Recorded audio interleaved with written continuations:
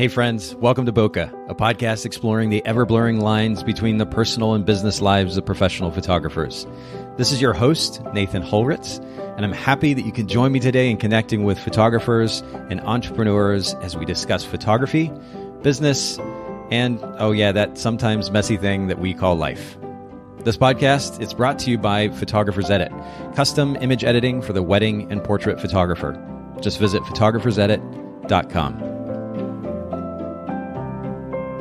All right, Bokeh Podcast listeners, thanks so much for joining us for yet another conversation today. And I'm joined by, actually, I should say, a new friend of mine, Nicole Hoffman. Nicole, thank you so much for making time for the Bokeh Podcast. Yeah, of course. I'm excited. Well, and we are going to get into a topic today that is very much relevant to the Bokeh Podcast. It's a reflection ultimately of the Photographer's Edit brand.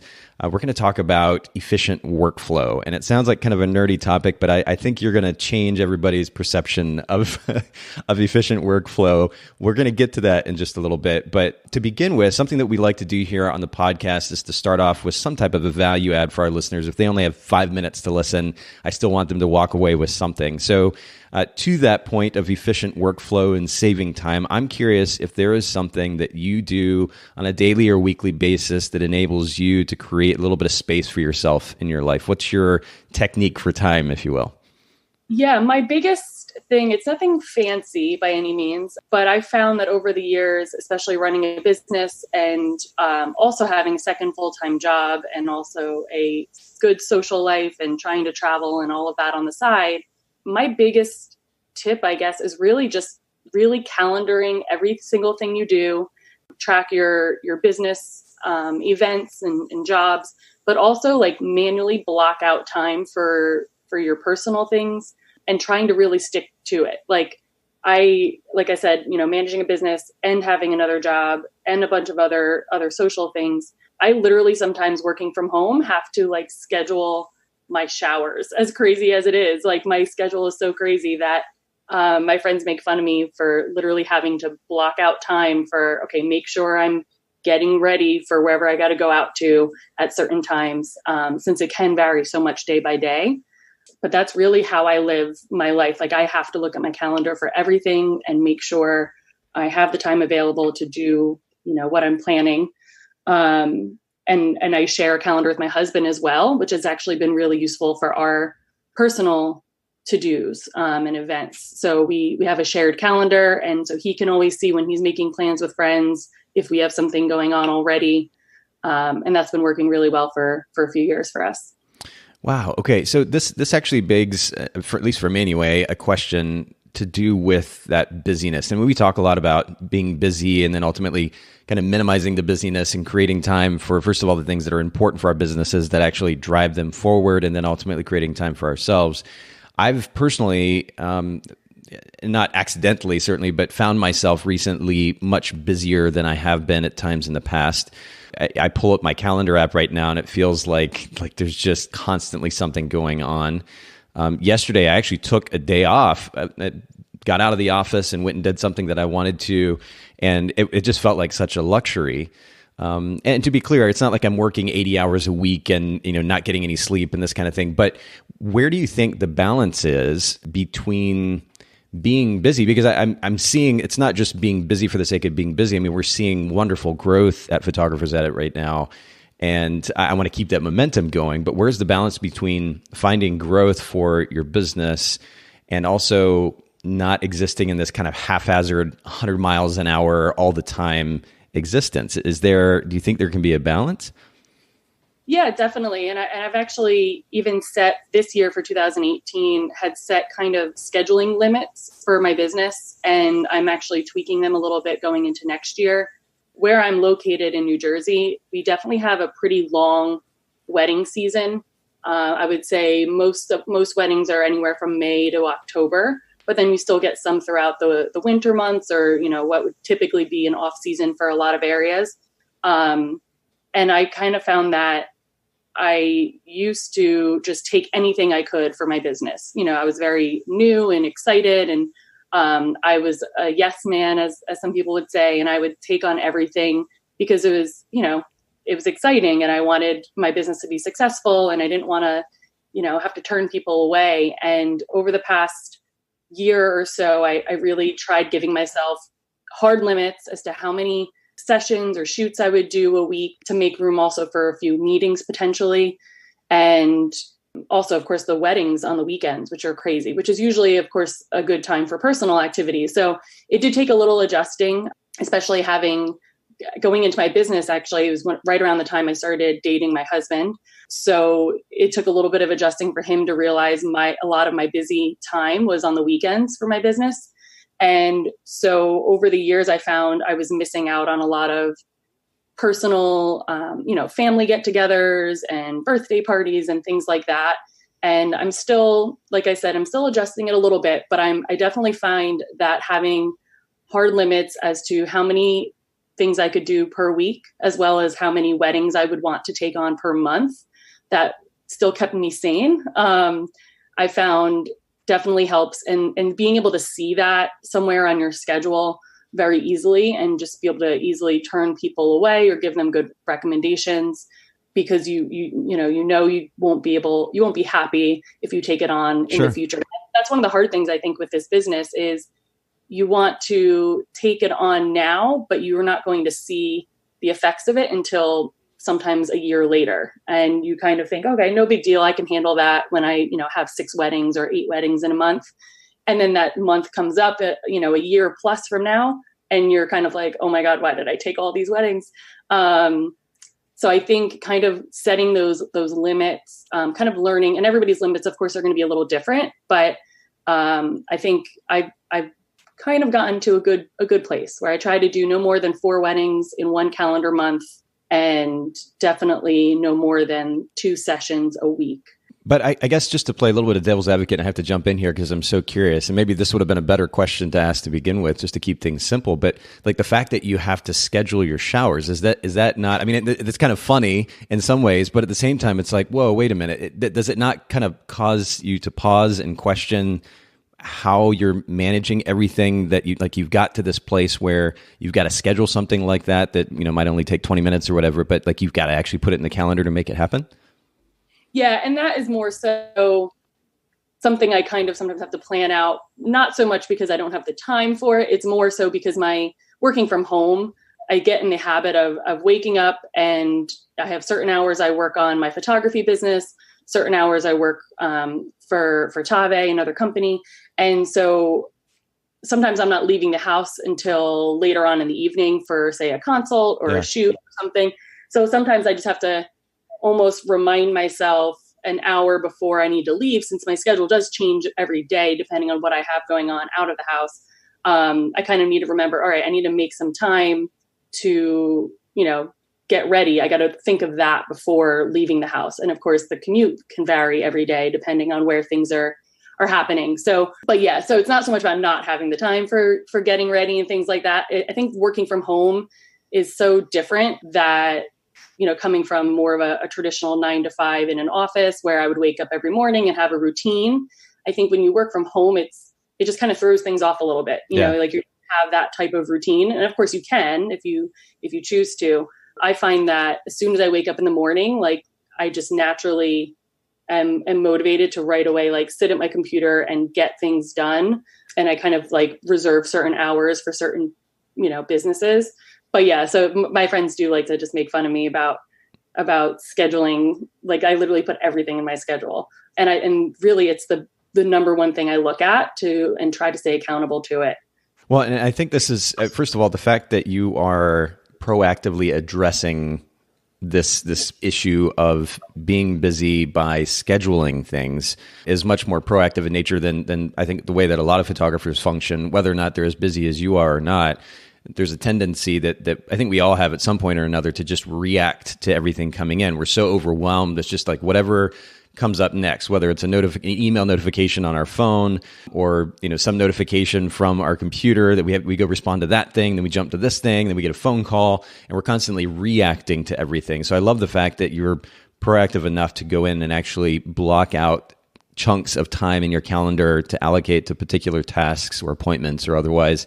And I think that's a great example for our listeners. And I appreciate being willing to share so much on that first question, because I think it's something that probably a lot of people can relate to. And at the end of the day, we need to figure out how to get beyond the busy, be proactive, not only for the sake of our business, so we're not just doing busy work, but also creating time for ourselves. So I appreciate you sharing all of that. And speaking of free time, I am curious how you like to spend it. So if you get that time to yourself or with your husband, what do you guys like to do? Yeah, so depending on the time of year, it kind of varies a little bit. I would say spring and summer, we are definitely on our boat or on friends' boats, or attending concerts are kind of our two big activities. In the fall and winter, we are definitely at Giants games. We have season tickets for the Giants. Nice. So pretty much every one of those we go to, and that is definitely something I consider when booking weddings. And then, yeah, just doing lots of traveling. I grew up with my father being in the airline industry. Oh, so wow. Definitely have traveled a lot. Yeah. Try to block out some time for that, at least 1 or 2 vacations or long weekends every year for sure in my off wedding season. Oh, that's really great. What's a favorite place that you've been in the last year or two? One of my all-time favorites, actually our honeymoon, was in Belize 2 years ago. And we are actually returning in exactly 1 month from now, and we're bringing about 20 friends Whoa. to the exact same place we went. It's actually like this really awesome private island that has nothing but that resort on it. It's a 1 mile island, and it has like the overwater bungalows and Oh my goodness. really awesome. Yeah. And so they allow you to rent out the whole island, usually for like weddings and events. So we tried doing that. We couldn't get 30 people, but we got most of the island booked. Yeah. So it's pretty awesome. It'll be a really awesome experience. That is brilliant. Well, I mean, that's just not something that you hear about happening very often. You know, I think about, who is it? Richard Branson has his private island, Yep. and and I think you can actually stay there at times, maybe in association with special events or otherwise. But the idea of being able to rent out a whole island for yourself in a place like Belize sounds amazing. I may have to get the name of that resort from you after we get done with the call. Yeah. That sounds incredible. Yeah, definitely. Well, so tell us something random maybe that most people don't know about you. I mentioned this to you before we started recording, actually. I like getting or having the opportunity to get to know our guests with our listeners. So do you have something random that most people wouldn't know? Yeah, most people are often surprised when I tell them that I actually went to law school before becoming a photographer.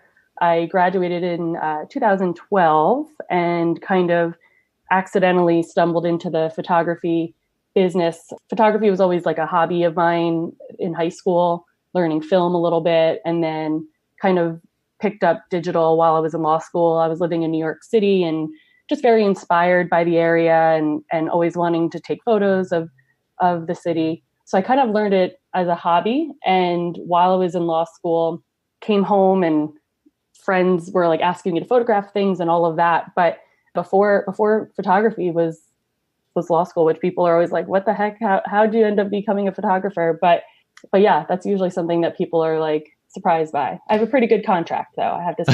I can imagine. Yeah. Well, so do you have any interest in going back into that industry or no?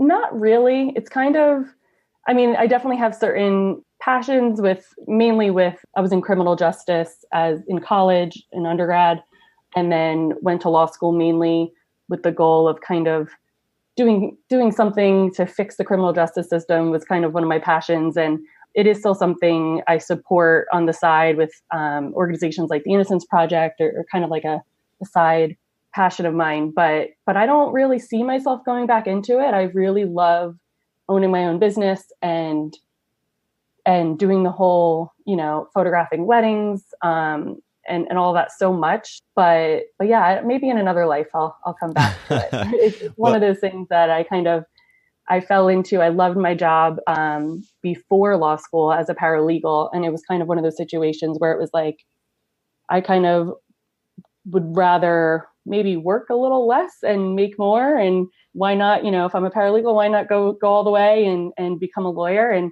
that's what kind of encouraged me to go into it. And I loved it. I'm curious though, what the jump from, you mentioned kind of getting into digital photography during that time, what was that jump? Like how did you get drawn into photography and ultimately make the jump to professional photography? So while I was in school, I had asked my mom for, a decent camera. I think I started with a Nikon D3000, and mainly, like I said, just to kind of just take photos for fun. And then when I came out, I honestly don't even remember exactly how people even knew that I was into it, other than maybe sharing photos on Facebook and whatnot. But I had a friend of mine, or two friends of mine, who were getting married here on Long Beach Island, and they didn't have a photographer, and they asked me if I'd be interested in trying it out. And so I actually photographed their wedding that summer I graduated from law school. And then I had a few of my friends who were having babies and growing their families, and had asked me if I'd be interested in taking some photos for them. And so it kind of started as like, let me create a Facebook page to show off, my hobby. And then people started asking what I was charging. And I was like, I don't even know, I'm not charging. So I kind of got thrown into it almost. And then I stayed in the legal field for 3 years. So while I was kind of getting into it, 2013 was when I officially started my business, created my LLC and did all that back end stuff. But yeah, I still stayed in the legal field for about almost 3 years, I think, working at a law firm while then starting up my business on the side. So I still loved it. It just became, my business was growing so much that I couldn't do both. And especially with the commute, working out of the house, and I just kind of had to pick one or the other. And I really loved my business and that side. I wasn't willing to give it up. Well, and how cool that we're so lucky, really, if we think about it, even just for a second, the fact that we have the ability or opportunity to be able to choose to do what we want and make a living doing that thing, I think is just beautiful. And I love that you just went for it. I think that's really, really great. What would you say would be the toughest lesson that you've learned thus far as a business owner? Definitely from the very beginning is that you can't please everybody. It's really hard. Being a photographer, so many people think it's, taking pretty photos and that technical side of it. But really I feel like 90% customer service and communicating with people. And it's, you never know what you're going to get. Everybody has different personalities and different wants and needs. I learned pretty early on, that photography is very subjective. So while I may love certain photos of a client or, have a certain taste, my clients may look at things totally different from me.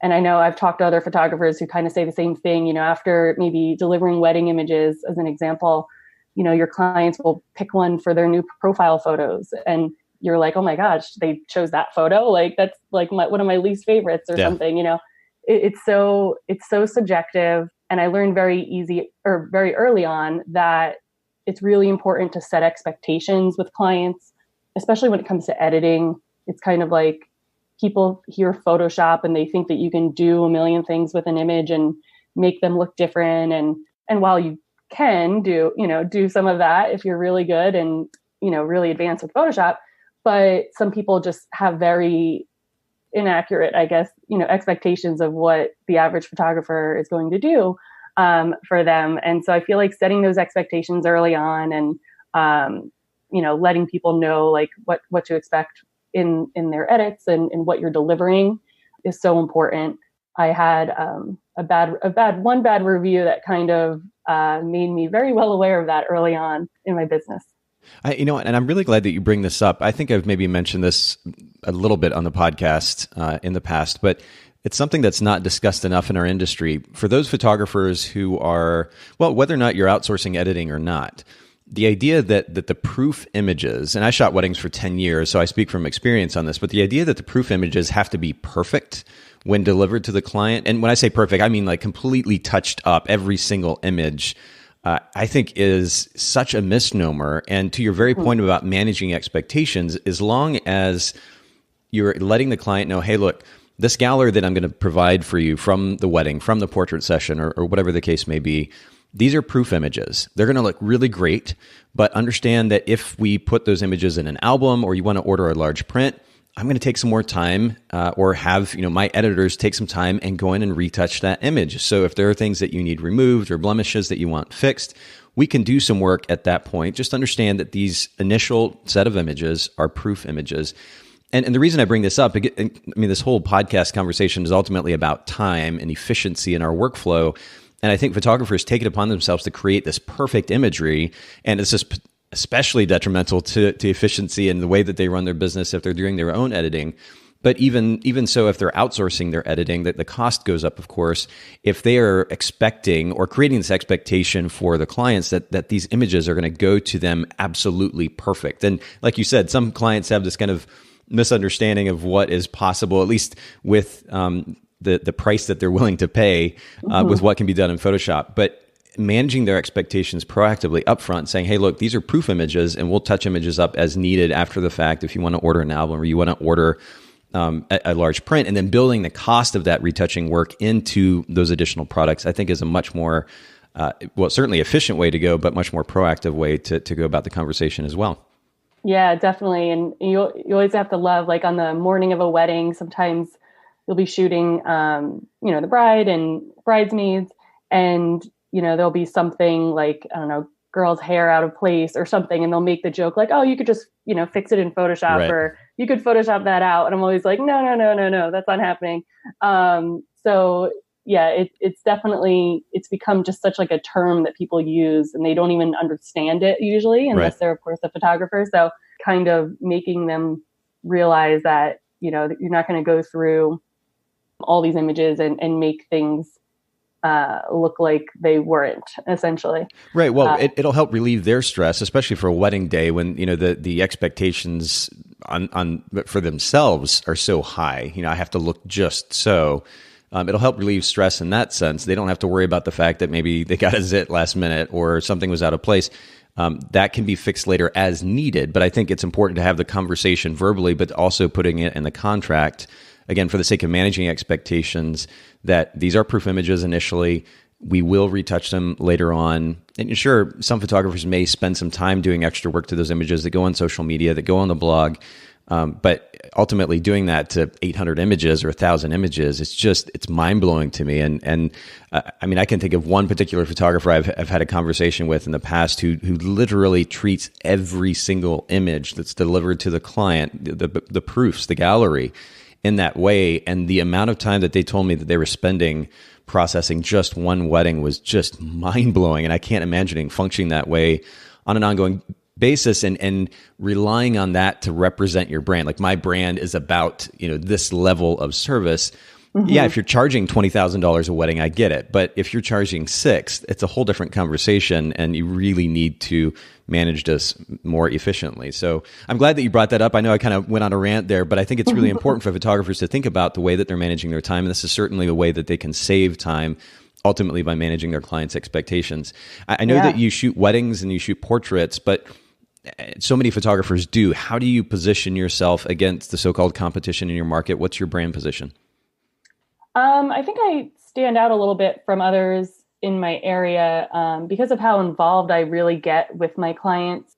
At least in my local area of South Jersey, I found in over 130 weddings or so that I've shot so far that I've maybe had one couple who's actually hired like an outside planner to help with their timeline and their day of coordination. So I find that I end up stepping right into that role to help them and make sure that they feel really well taken care of, literally from the second I meet them. So I'm super, super involved in kind of going back to kind of setting their expectations, but really like from the minute I meet with them, a lot of times it's their first wedding.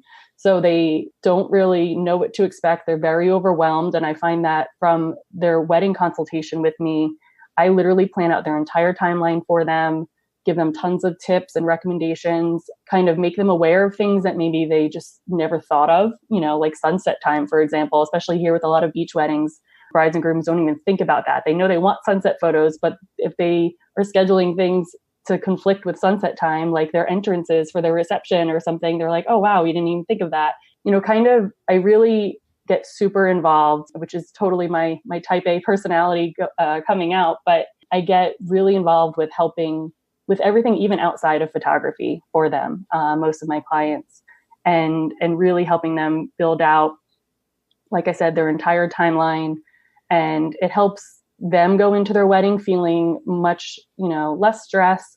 They know they're taken care of there. They know I'm going to be the one kind of giving them heads up as to what's coming up next and when we got to leave. And they kind of look to me for that. And it also helps me feel better about each wedding going into it, knowing that things are going to run smoothly, knowing that we have a plan. But yeah, I find that I'm super, super involved. And a lot of that goes into also email communications throughout the way. I touch base with my clients probably at least 20 times in the average wedding, probably even more. Initiating conversation about things and sharing advice with them and tips, but really staying in touch, which makes them feel like a really hands-on experience there. Yeah. This is something that you think would be expected, right? That if you're going to run a decent business, you're proactively communicating with your clients in great detail. And I think we're going to get into this in a little bit more detail, speaking of here in just a bit, talking about how you actually go about that communication process in an efficient way.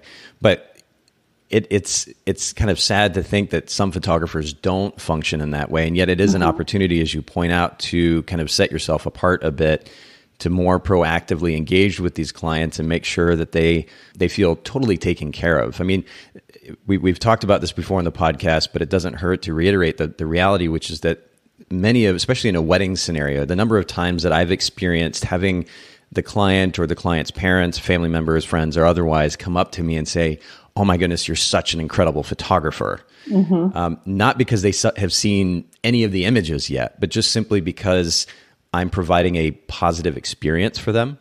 It's so impactful to realize, for the sake of your business and the way that you're running it, ultimately, and I say your, as in our listeners, all of us, to realize the significance of the experience that we're creating for the clients. And you pointed this out earlier, 90% of photography, or running a photography business, is more about the business than the photography. And a significant portion of that is that experience. And that experience is made better by proactively communicating with our clients in great detail, managing their expectations, as you pointed out, making sure that they understand something as simple as, what time the sunset is going to be and how that plays into the plans for the photography. It's really very basic in some ways. We should be doing this on an active way.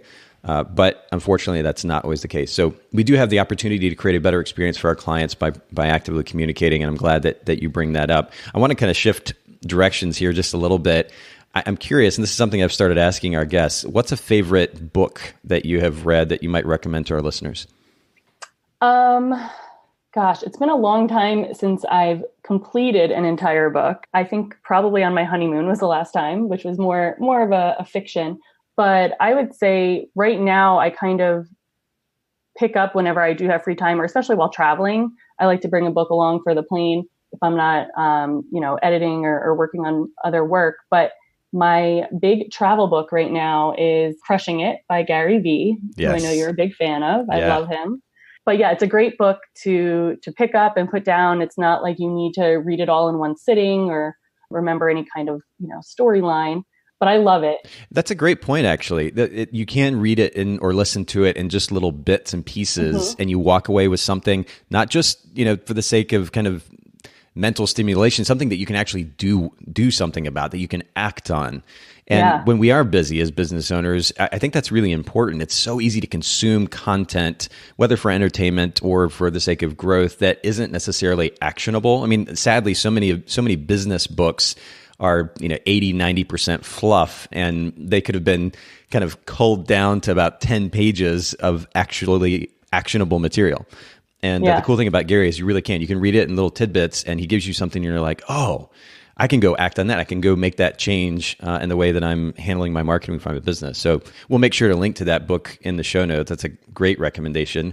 And then another favorite. What is a favorite piece of gear in your camera bag? And by the way, for those of you listening in, if you haven't seen Nicole's photography website yet, you're going to want to go to Nicole Klym, KLYM.com.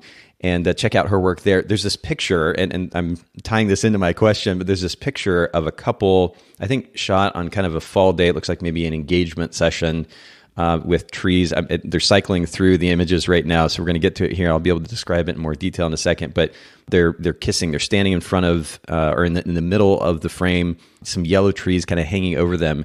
And the bokeh on that particular image is just stunning. What lens were you using with that?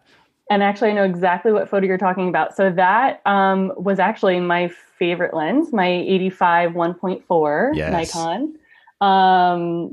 So I actually remember taking that photo. I think that was one of the first shoots I brought that lens out for. Okay. But yeah, it was one of those lenses that I would hear a ton of people talk about in Facebook groups, and I didn't have it in my bag, and I was kind of, itching to buy it, and I was like, do I really need this lens? And ever since I bought it, like I've even shot entire engagement sessions with it. Like I love it so much. Yeah, the 85 millimeter is definitely my favorite lens.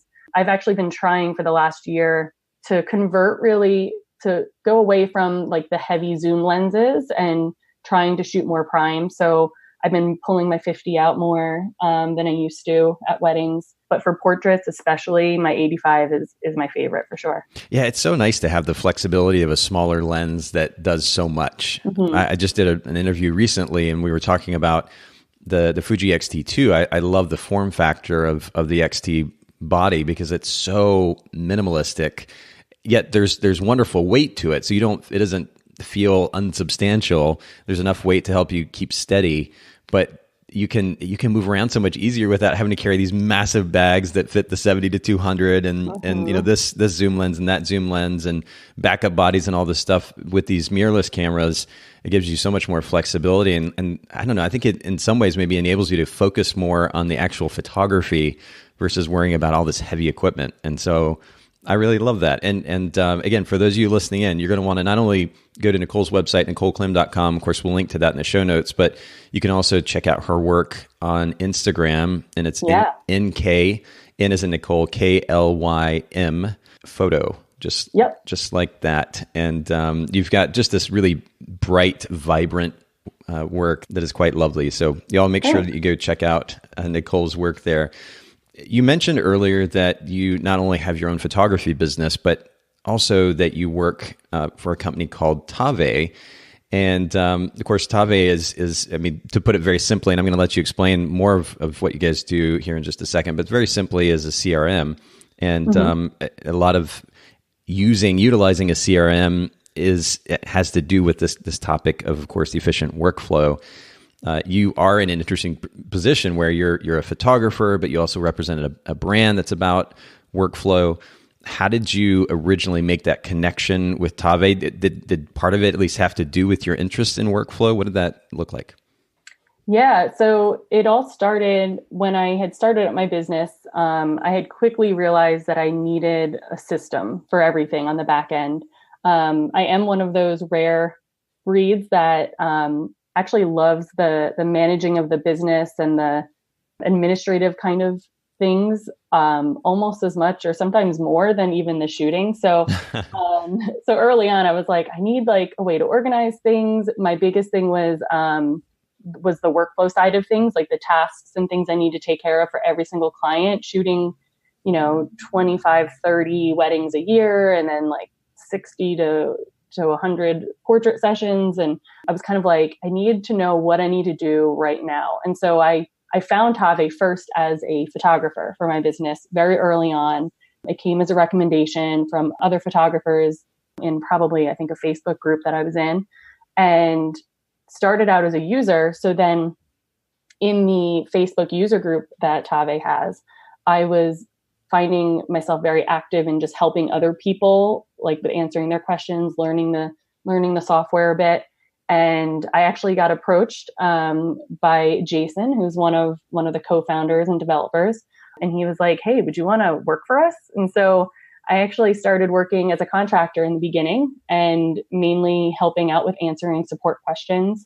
And then less than a year later, in 2015, maybe 16, I forget. It was about 3 years ago. I just celebrated my third anniversary. So I guess 15. Cool. they asked me to come full time. So that was the moment I left the legal career officially and came on full time that July, and have been working for them as their lead customer service rep since. So yeah, it's the one great thing about our software, I think, is everybody who works on the back end for Tave uses Tave for their own businesses. And so they really understand how it works. And like a lot of times, I think developers, sometimes there's a disconnect between, what their client base is looking for, Yes. or they may not, understand it as well. So we are able to give them those suggestions as to what would be useful. So that's kind of how I got into it, and I love it. Like I love working for them. I love what they stand for, and I love our team. And, it definitely has made me, super organized on the back end for my own business. And speaking of what they stand for, how would you sum up Tave's mission? And maybe in addition to that, if you can give a little bit of context to our listeners about what Tave even does, or if they're not familiar with the idea of a CRM, what that actually means. Yeah. So our tagline is always get organized, make more. And so the more in that can really be whatever you want it to be. It could be more money, or make more time to spend doing the things that you want to be doing, on the side. Tave is a studio management software for creative professionals. Primarily our biggest user base is definitely photographers and videographers, but it's been changed over the years. Tave's been around over 12 years now, and it's definitely changed in a way that it's very customizable, and that's made it really accessible for a lot of other industries. So we have a lot of people in the different event industries using Tave, but then we also have, we have doulas, and we have like a chicken rental company using it. Like we literally have people in all different industries. Did you say a chicken rental company? Yeah, there's a company, and I forget where they're located, but they like rent out chickens for like laying eggs and things like that. Wow. Okay. Yeah, we've had all kinds of industries, magicians, and and then of course, like I said, photographers, videographers, DJs, florists, like people in the wedding industry in all different ways. But yeah, it's a studio management software essentially, where you can manage everything from your communications with clients to your day-to-day workflow, your calendar.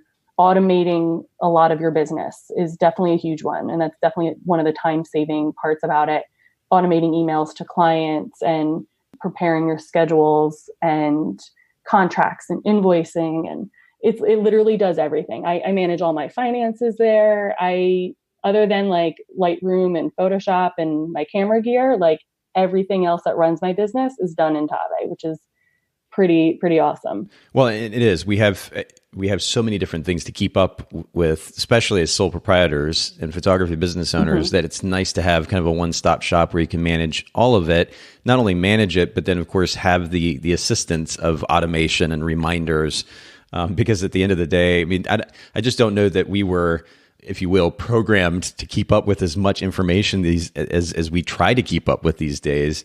And so having the assistance of a system like that is absolutely wonderful. But you mentioned the financial piece, keeping up with finances in the system. So do you not need something like QuickBooks Online in order to manage your business finances? No, I've never used QuickBooks a day in my life. I don't even know what it looks like, and I am totally okay with that. Wow. Yeah, I've been managing, and part of it is training too. So of course, we get a lot of companies who have been so well trained on using QuickBooks since day one. Or their accountants like them to use QuickBooks. But I think part of it is I kind of knew nothing other than Tave in the beginning. And so from day one, I have every bit of financial data for my company in there. So every bit of income I've ever received, every expense I've ever had in Tave, you can track, of course, like your general income and expenses, but also your profit and loss. So my accountant at the end of the year, I would just print out my profit and loss for the year, and everything would be categorized, and he would just take that and maybe ask a few questions about things, but generally like go off of that report. That's awesome. And it tracks my sales tax too. So every quarter I could just quickly pull up my sales tax report for that quarter and see exactly what I need to pay based on what I collected. And yeah, it helps with all of my finances, helps me be aware too of just like what I'm spending money on. Like a lot of times, actually, I was just having a conversation the other day with my hairstylist. She was like, we were talking about just how expensive running a business is. And I pulled up really quickly my profit and loss in Tave. And I was like, when I told her how much my expenses were for last year, she was like, her jaw like dropped. And she's like, I don't understand. Like, you're a photographer. Like, what could your expenses be? And I was able to like look that up real quick and see an itemized list, which also makes me aware of like what I'm spending my money on and kind of be more, find ways where I can make things, cut some of that out for the following year, maybe. Yes. But yeah, no, I love it. And I think it's easy to get carried away as business owner or photography business owners, more specifically on, as we alluded to before, the artistic side of things. And while obviously that carries significant weight for a photography business, it's easy then to lose sight of something like keeping up with the numbers.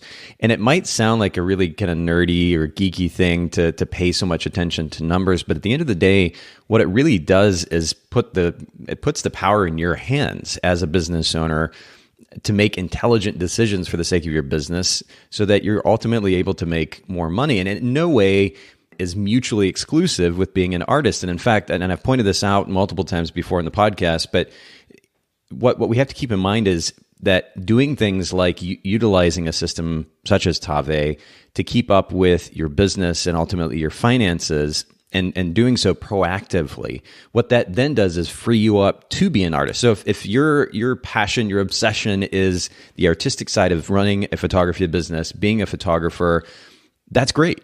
What you can do is to utilize systems like this that will then free you up, knowing that the details, the admin, the finances are taken care of. It'll free you up then to focus on the photography.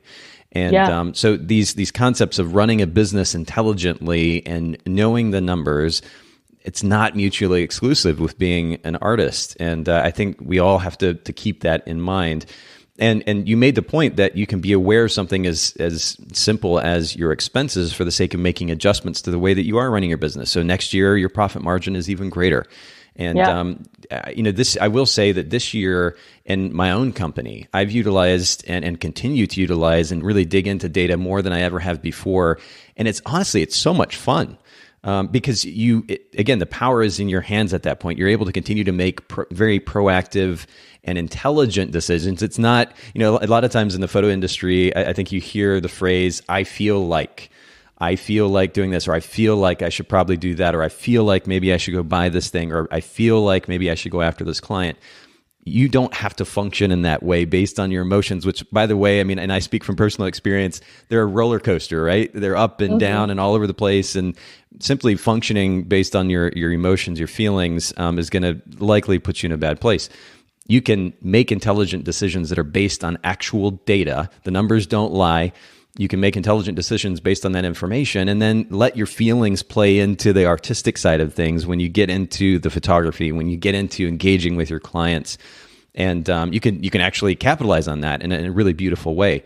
But be an intelligent business owner, capitalize on what power you can have by being aware of the numbers. It makes all the difference in the world. And of course, taking advantage of a system like Tave means that you don't even have to work that hard to do it. You just put the information in there and it'll do the work for you. I think that's really great. So of course, we'll make sure to link to Tave in the show notes for this episode. And to that point, I'm going to make sure that everyone knows that's listening in, if you don't take a look at the show notes, make sure that you do at bokehpodcast.com, because especially if you want to go back and listen to an episode again, or you want to review the information or link to the resources that we reference in these episodes, Haley does just a wonderful job of putting that information there with the episodes. If you go to Bokeh Podcast, BOKEH podcast.com, and again, we'll link to the resources that we've mentioned in this episode there at bokehpodcast.com. Now, I want to segue into kind of our focus, our primary topic today here in the last few minutes about the idea of saving time in day-to-day workflow. I mean, you've got an interesting perspective because you know what it's like to be a photography business owner. You're simultaneously working for a company that's all about efficient workflow. I'm sure that especially with your enjoyment of admin and workflow that you have learned and probably implemented some great ideas around efficient workflow. Will you share some of those ideas with our listeners? Yeah. So going back to earlier in our conversation, definitely the first one, very basic, is having a good calendar system, both personal, business. One really awesome thing I like about Tave is you can integrate your outside calendars with your account. So when somebody does inquire about a wedding, I have my personal calendar in there as well. So I could easily see that I have a double booking or I have something already on my calendar, and I can right away send them the appropriate email saying, hey, I'm not available, but here are some great recommendations, things like that. Just making sure you don't double book. I've definitely heard of a few people who have done that before, and it's like one of my biggest fears. But yeah, having a good calendar is number one. I love the app Fantastical or Fantastical. I don't know, however you choose to say it.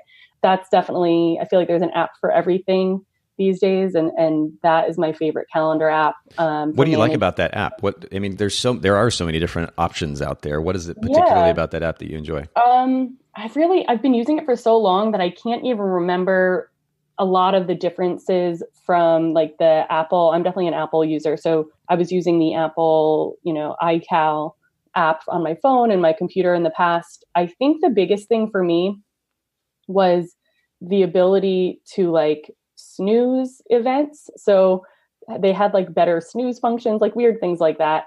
But I've been using it for years now, and I can color code all my different calendar feeds. So I have, a different business one. I have my personal, I have a Tave calendar. I have a shared calendar, like I mentioned before, with my husband. So I think now I'm up to like 10 feeds for all the different things going on. Yeah. So you can have different feeds all in one place, color coded. It pulls in my notes from Tave, like for my different weddings and my little internal notes for myself. It just has been working really well. So I just love it. Again, I haven't checked out Apple's like iCal in a long time to really compare, but I like the display of it, how things look. Do you take advantage of the task management element of the app? I've actually got it pulled up here on my phone, just kind of glancing through it on the App Store. I don't use the tasks in there. I actually use a separate app for that. I use Todoist. Oh, perfect. Yes, it's a beautiful app. I use it as well.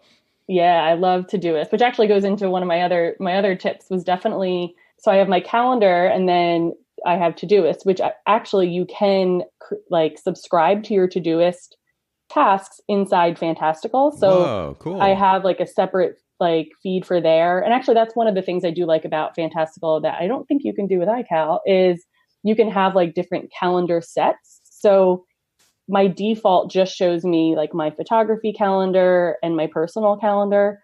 But then if I want, I can quickly flip it to a different calendar set. And so if I want, I can see my defaults plus my Todoist tasks. So if I want to see like all the tasks I have planned for myself for that day, in addition to my actual events, I can do that. So yeah, I definitely recommend some type of to-do list app or task app for just jotting down business tasks and goals and things that you want to be able to set due dates for.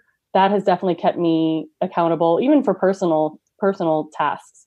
I find that anytime I like need to remind myself to do something, I just right away pull out my phone, and it makes it so easy to quickly create a new one, set a date and a time. You could even create different, I don't know what they call them in Todoist. I think they're like labels or, so I have like a personal one, I have a photography one, and I literally rely on that for all those like little things that I want to remember to do that aren't really tied to a specific client or to my business at all, like even just personal tasks. So I've got a couple of follow-up questions, I guess. First of all, to your point, Todoist calls them projects. So projects, and I think this is largely based around, for those of you not familiar with the concept of GTD or getting things done, there's a guy named David Allen that wrote a book a number of years ago, and it's simply called Getting Things Done. We'll link to it in the show notes as well. But there are certain principles that he presented that enable you to be able to efficiently manage projects and tasks, and of course, those two need to be separate. We've talked about that on the podcast before. And Todoist enables you to create that distinction or differentiation. So, like for example, I've got my Todoist pulled up on my phone right now, and I've got projects for shopping because that's where I keep my shopping list. And my kids are actually, I've invited them to that list so they can add to the shopping list as necessary, which is kind of fun. And although you never know what might pop up when you go to the store, I've got a separate project for research. I have kind of an allocated time during my week on Saturdays to handle research, because it's easy to get distracted during the week. Just, I want to go look this thing up or go look that thing up. Yep. If I'm working efficiently, I put it in the research project, and then I can reference those various research tasks later on. I've got a personal project and then one geared specifically toward Photographer's Edit as far as my tasks are concerned. The cool thing about Todoist is that it also enables you to delegate tasks to other people. Yep. And so I've got a separate, number of projects actually for our digital marketing, client outreach, for IT and development, and a separate project for the Boca podcast. So anyway, it's a really great app. It's flexible, it's powerful, but it's a very minimalist design, so you don't get lost in it. And I think that's really, really nice as well. But what would you say would be the reason for using digital task and project management systems versus, notepads or planners, paper planners, or sticky notes? So I am all about everything being digital. That was one of the main reasons I even found Tave specifically for my business years ago, was I found that I was writing notes down on Post-it notes all over my, iMac screen or on my desk. And I was trying to come up with like a way to create my own planner even that managed everything I had to do for all my clients and putting things in a paper calendar, which is great. Like I actually am one of those weird people who loves like stationery and planners. And every year I go out and I buy this, the next best planner, and then I never use it. And it's because I'm so trained to have everything digital. The biggest thing for me is the ability to take it wherever I am. Yes. And quickly update things when I'm on the go from my phone. So I put everything, as we talked about a little bit already with Tave, with workflows and things, which is probably the next point on my list too, was being able to have these automatic workflows get assigned to every client I have based on what they booked with me. And it has due dates built right into it. I don't need to manually write down and check off everything I need to do for every client anymore. Right. And being able to quickly pull it up on my phone when I'm on the go and either check things off as done or add something on the fly that needs to be done for somebody.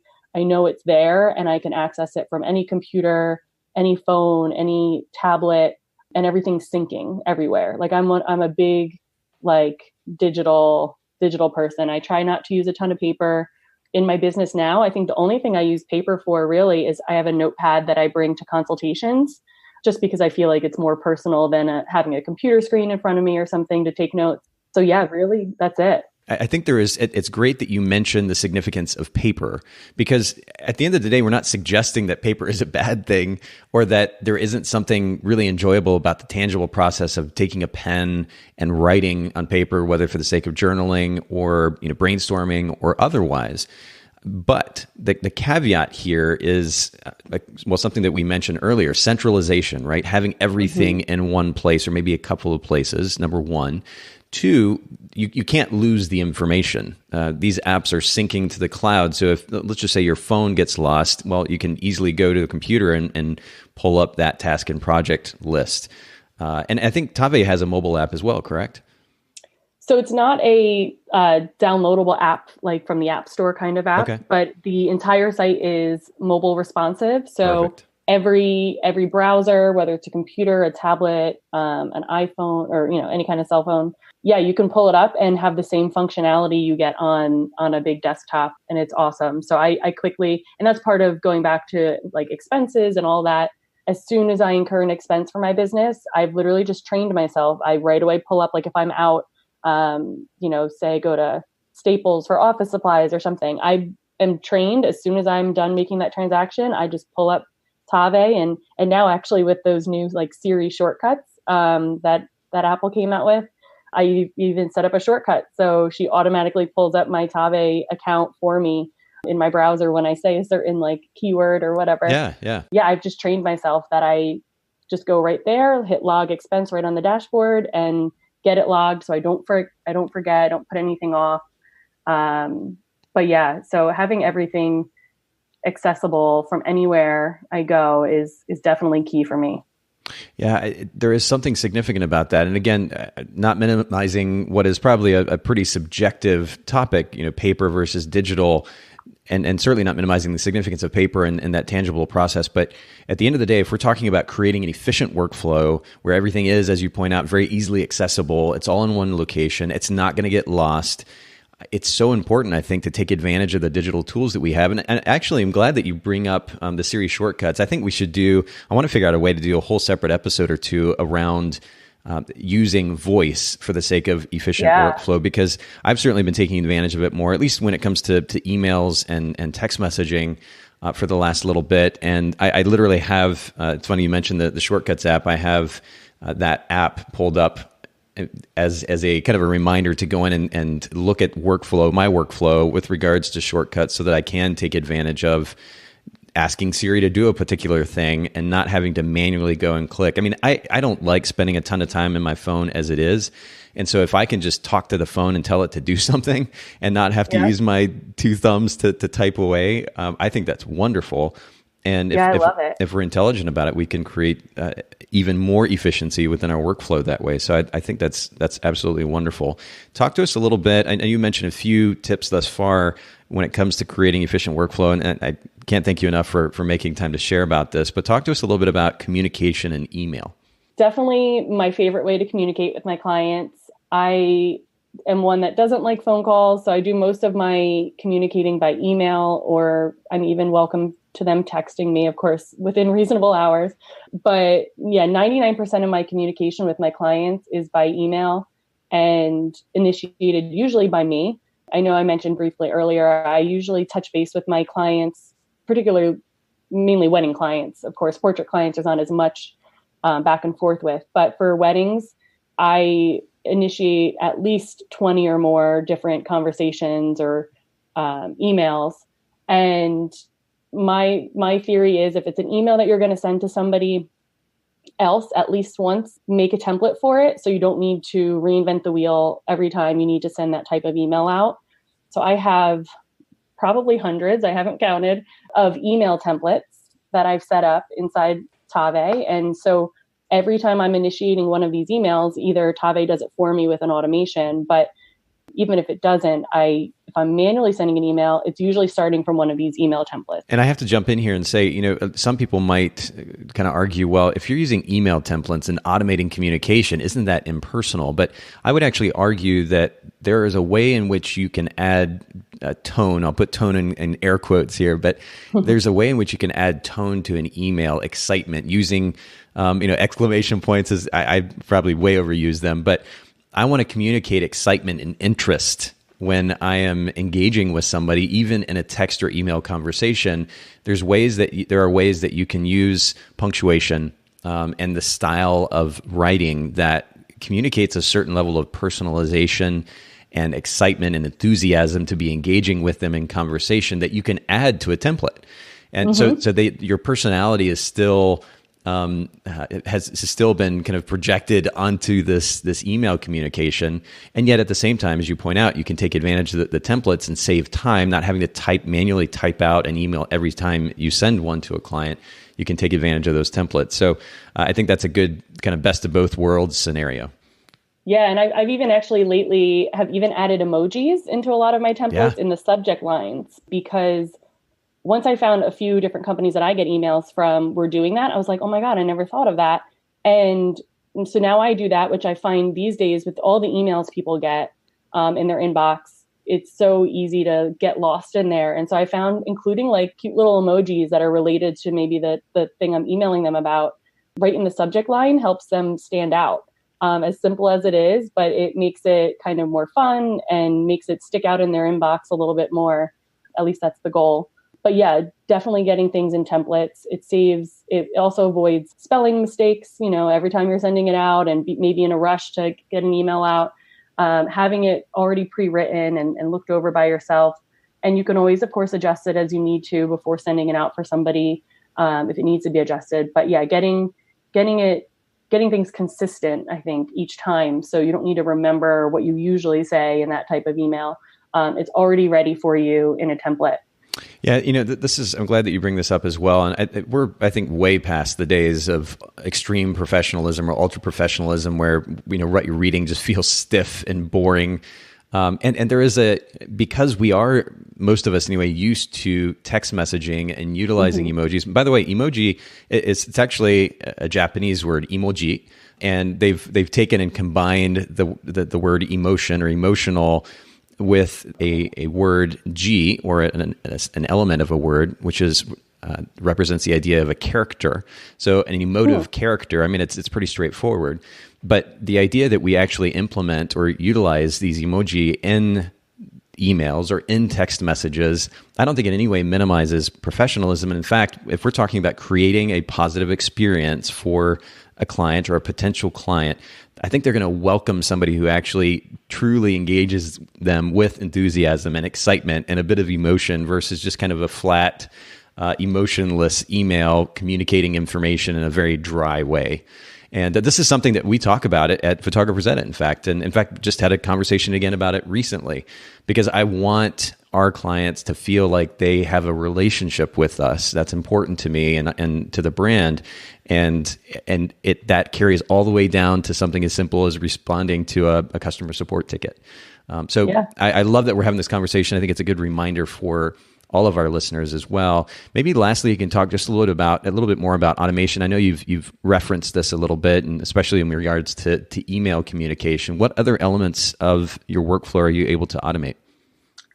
Oh, so anything I can, I automate. So with Tave, most of my automations are emails. So things like welcome emails to clients. As soon as they've booked and paid their retainer, I send them like a general welcome email, thanking them for, trusting me with their wedding day, and giving them some links to my favorite blog posts that cover some tips and planning advice right off the bat. It also sends them to like their own little client portal they have in Tave. Also, just general confirmation. So even before booking, so kind of backtracking a little, even before booking, I'm very in touch with them, confirming their consultation we've set up, sending them an automated reminder a couple days before. I send them the morning after meeting with them. I send them a thank you, like a quick little email just saying like, hey, thanks so much for meeting with me yesterday. If you have any questions, here's how to reach me. And even a 1 week follow-up, I automate that as well. So that if they haven't booked 1 week later after meeting, I send them, and I tell them this during their consult too. I'll tell them, hey, there's no rush in booking. I don't like to put pressure on them, but I tell them if I don't hear from you in about a week, either way, I'll probably be sending you an email just to kind of see if there's any questions. I know, things can get chaotic. So I send them that 1 week follow-up, which automatically goes out for me. And then once they hopefully do book, like I said, I send them that welcome email. A few days later, I send them like a what to expect email that goes out. And that kind of gives them, going back to setting expectations, it gives them like, hey, this is kind of a general timeline as to what's going to happen with your relationship with me and when I'm going to be reaching out about setting your engagement session up, or when you're going to be getting those edited images back, and when we're going to be doing our final meeting together. All of those little points in the process is in that. And then just little tips throughout the way, because I find that I've talked to a few clients actually who have been concerned about other vendors of theirs, not photographers, but say they're florists. They've straight up said to me at our final meeting, like, we haven't heard from her in weeks or months, and we don't even know if she's going to show up on our wedding day. Yep. And they were all like, if only everybody was like as involved as you are. And, that I love hearing. I mean, I don't like that they're having that experience with other people, but it definitely makes me feel like all of these touch points are so valuable. So yeah, I've reached out to them. A lot of automated emails along the way involve things like sending them my recommended vendors list and sending them inspiration for their save the dates before their session with me, so they can kind of start planning those things out. That's cool. And know what they want. Other engagement session planning tips like hair and makeup recommendations is a big one they love. And of course, I do try to encourage them to do those trials on their engagement session day, confirmations, reminders, before the engagement session. Of course, a big one is invoice reminders. It's probably the number one thing Tave users ask us how to set up, which we've now actually even just installed them by default to every account that they can turn on, because of course everybody wants to make sure they get paid. gallery delivery emails and expiration reminders, especially for portrait sessions. I have those automatically get drafted by Tave for me a few days before the gallery is about to expire. And, and to this point about the workflow and the email that kind of follows your workflow, did you allude earlier to the idea, the notion that Tave can also help kind of automatically plug in a list of tasks associated with shooting a wedding or shooting a portrait when you put that client in? Yeah. So the way it works is you can set up as many different workflows as you need. And so I have a separate wedding workflow. Then I do, of course, like a portrait session workflow. And as soon as a lead comes in, based on what type of job it's for, if it's a wedding, it automatically gets my wedding workflow attached to it. And that workflow has different built-in due dates. So for example, if I like to typically do a certain task, say a few days after booking, I can set it up that the task is due, 1 week after the booking date. So automatically, as soon as they book, Tave sets the due date for that task for me. And then it comes up on my dashboard as it's becoming due. So I can, see it there and then check it off when I've done it. Yep. The workflow, I tell people a lot, and is the workflow is kind of more for things that you manually have to take care of that Tave can't automatically do for you. So things like, of course, staying on top of your editing due dates, or your, like I send a welcome gift to all of my brides and grooms. And so that's something that obviously Tave can't do for me, although it does automate an email to a person who helps me make one of my gifts as soon as somebody's booked. But that's cool. The actual, preparing the package and all of that, that's something that I have an internal deadline for. Sure. And so I see that as it comes up automatically, but then you can go one step further. And especially for emails, you can then create an automation, which is separate from workflow. And so a lot of those things, I tell people a lot in the beginning when I'm helping people set up their Tave accounts and guide them through that, is kind of writing down every little thing that you do for a wedding client, a portrait client, those different types of jobs you do, and making a workflow with all of those tasks. And then later on, once you feel comfortable with the software, figure out, okay, which of these tasks can I automate? Can I have Tave just take care of for me, send those emails out for me, and then remove them out of your workflow. So this way you don't need to be reminded to do them because Tave is just taking care of it for you. So that's kind of how I've always done things. And I'm always changing my workflow a bit, of course, as my business evolves.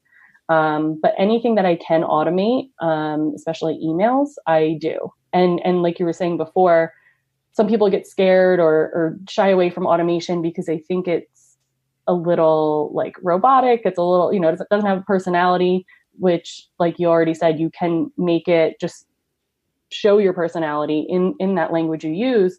But also with tools like a good studio management software like Tave, you can use what we call tokens, but basically they're little placeholders where it'll automatically pull in, say, the bride's first name for you, and it'll pull in their wedding date for you, and it can pull in their partner's name.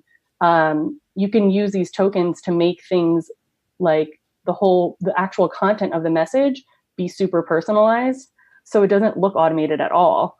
And I love it. And then to your earlier point too, just the simple fact that you're staying on top of communication in and of itself is going to make the whole experience feel more personal for the client. And it is amazing at this point with the tools that we have, that we are not doing that consistently across the board. But there is an opportunity utilizing a system like this to set ourselves apart. And so I appreciate you sharing those tools with us. And of course, we will link to Tave, in addition to all the other resources that we've mentioned, in the show notes if you go to bookapodcast.com. Nicole, thank you so much for making time to share with the podcast today. Can you just, in closing, share one more time where our listeners can find you online? Yeah. So on Instagram, I'm nklimphoto, NKLYM photo. And on Facebook, Nicole Klim Photography. And also, of course, Tave is at tave.com if you want to check them out. And we've even created a little coupon code for Boca Podcast listeners. Awesome. So using the coupon code of Boca, you'll get 20% off a monthly subscription for the first year if you're a new Tave user. So wow, that's great. Thank you so much. Yeah, so definitely throw that in the show notes as well for anybody. We definitely will. Perfect. Thank you, Nicole, so much for, speaking of time, thank you so much for making time for us amidst your busy schedule. and sharing not only about your business and what you've learned through that, but also about Tabe Diete. Yeah, awesome. No problem. Thanks so much for listening to the Boca Podcast today. Will you let us know what you think by leaving a review of the podcast in iTunes or maybe in the Apple Podcast app? And I'd love to hear from you personally with your thoughts about the podcast, maybe suggestions about future topics and guests for the show. My direct email is nathan@photographersedit.com. The Boca Podcast is brought to you by Photographers Edit, custom image editing for the wedding and portrait photographer. Just visit photographersedit.com.